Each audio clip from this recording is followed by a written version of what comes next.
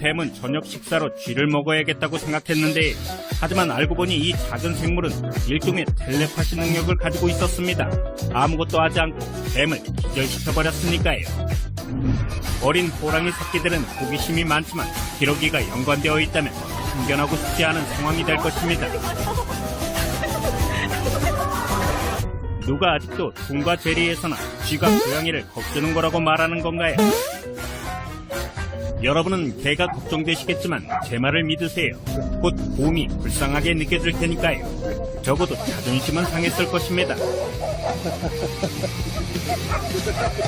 제 생각에 이 불곰은 호랑이가 자신을 보고 도망치기를 바랬던 것 같은데 하지만 200kg의 고양이는 더 가까이에서 녀석을 보고 싶었습니다. 먹이 사슬에 대해서는 완전히 잊어버리세요. 이제 새로운 알파 포식자가 나타났으니까요. 이 표범은 점심 식사가 돌아서서 반격을 시작할 것이라고는 전혀 생각하지 못했습니다.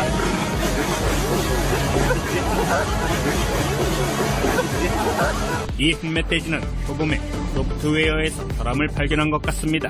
말 그대로 가만히 서서 부족 시스템을 깨트려버렸으니까요.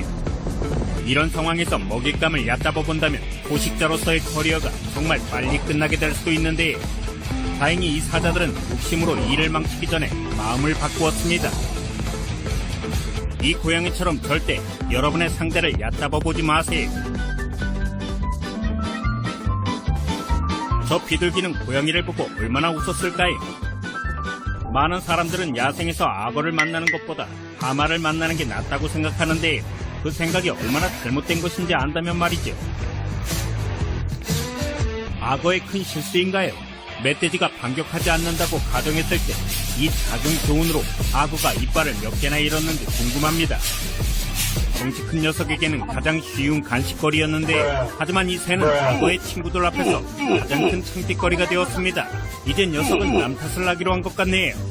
자신감이 넘친다면 크기는 그리 중요하지 않다는 사실 기억하세요. 도시 한가운데서 볼 수 있는 가장 이상한 것이 산책을 나온 두 마리의 사자라고 생각하셨다면 다시 생각해보세요. 진짜는 아직 나타나지 않았으니까요. 신체적인 조건으로 보면 곰은 완벽한 포식자입니다. 어쩌다가 침대에서 깨어난 집고양이와 마주치기 전까진 말이죠.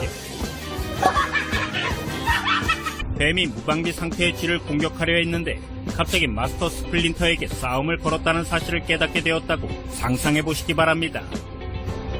이 악어는 완벽한 식사를 발견했습니다. 무방비 상태의 새끼 멧돼지들이었는데 가족을 보호하기 위해 악어를 납작한 족속으로 만들어버린 아간한 어미들을 완전히 무시했던 것입니다. 고양이는 쥐 사냥을 좋아하지만 이번엔 쥐가 근성을 보여주기로 했습니다. 치타는 의심할 여지 없이 세상에서 가장 빠른 동물이지만 때론 식사거리를 찾기에 충분치 않을 때도 있습니다.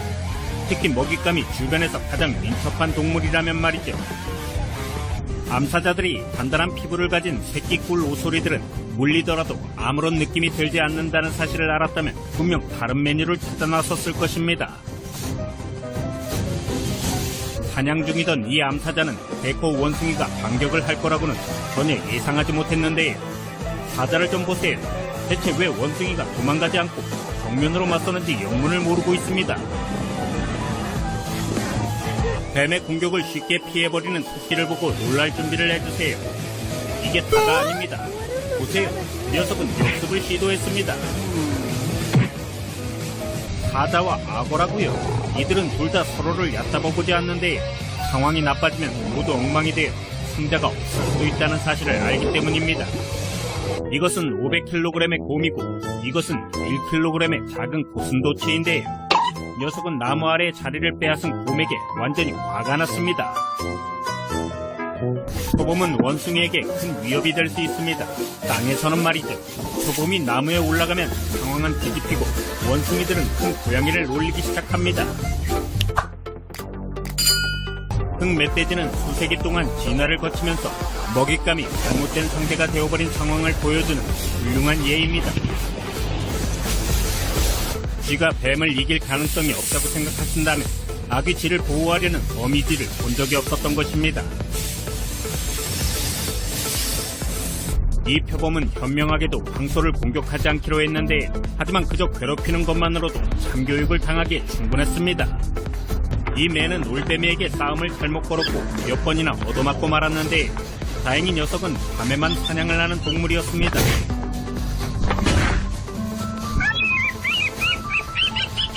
영화에서 가장 좋아하는 전투 장면을 생각한 후 이제 잊어버리세요. 이 두꺼비와 뱀의 대결은 차원이 다르니까요. 두꺼비가 이 동작을 얼마나 오래 훈련했을지 궁금해지는데요. 불법 침입자들을 좋아하지 않는 이 오랑우탕은 이 수달에게도 확실히 이 사실을 전달하려고 합니다. 아프리카의 사바나에는 암사자 무리가 사냥을 다시 생각하게 만드는 유일한 동물이 있는데 바로 4톤짜리 불소입니다. 스라소니조차도 개와 엮이게 될 때는 다시 한번 생각하게 됩니다. 특히 여러분의 개가 늑대보다도 더 늑대같이 생겼다면 말이죠. 우리는 동물에게서 많은 것을 배우는데요. 예를 들면 이 오랑우탕은 방금 고집에 노매너를 더하면 싸움에서 이길 수 있다는 것을 가르쳐 주었습니다. 이 야생 당나귀는 포식자를 물리칠 수 있는 비밀 무기를 가지고 있는데 바로 강력한 발굽킥입니다. 하이에나는 생각합니다. 누가 먼저 움직일 거야? 사자는 말합니다. 저 멍청이들 진짜. 성난 기러기에 사나움과 맞설 수 있는 동물은 많지 않습니다. 싹을 보호하려는 백조를 제외한다면 말이죠.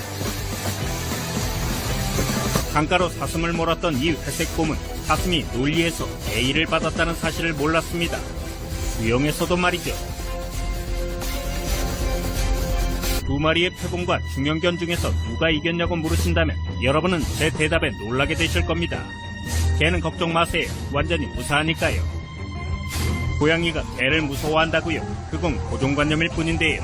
이미 악어와 싸웠던 고양이들은 개에게 시간을 낭비하기엔 너무 게으를 뿐입니다.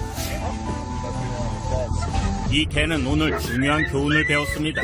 다른 동물의 새끼가 근처에 있을 때는 갑자기 움직이지 말아야 한다는 것이죠. 꿀팁입니다. 독수리의 먹이는 훔치지 마세요.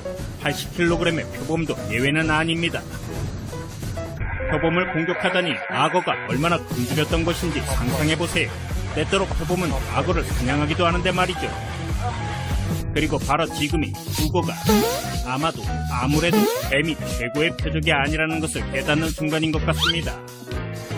이 고양이는 후구와 녀석 사이에 유리가 있다는 것을 알았기 때문에 침착한 것일 수도 있지만 저는 고양이가 누가 진짜 동물의 왕인지 알기 때문이라고 말하고 싶습니다. 어떤 동물들은 포식자를 피해 물로 뛰어드는데요.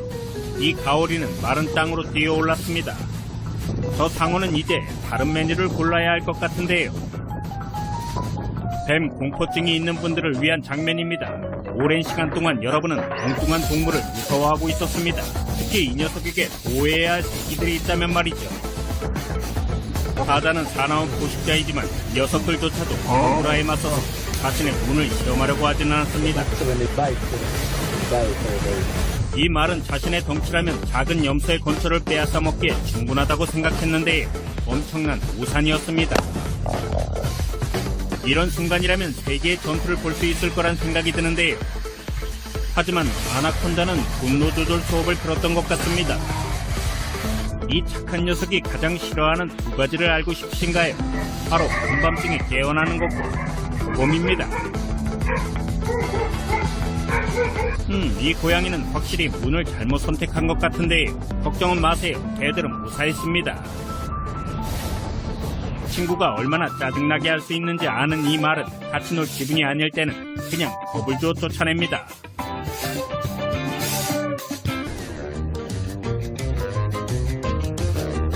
적어도 이 펠리컨은 시도한 것입니다. 돌고래가 가장 영리한 동물이라고 여겨진다면 이 포식자 방어 둥지를 지은 이 새들의 IQ는 얼마나 되는 것일까요? 여기 치명적인 실수에 좋은 예가 있습니다. 원숭이 우리도 미끄러져 들어와 순식간에 살아있는 원반으로 변해버린 이 뱀을 봐주시기 바랍니다. 이제 말 그대로 호랑이를 얼빠지게 만드는 우리를 봐주시기 바랍니다. 잠시만, 뭐지?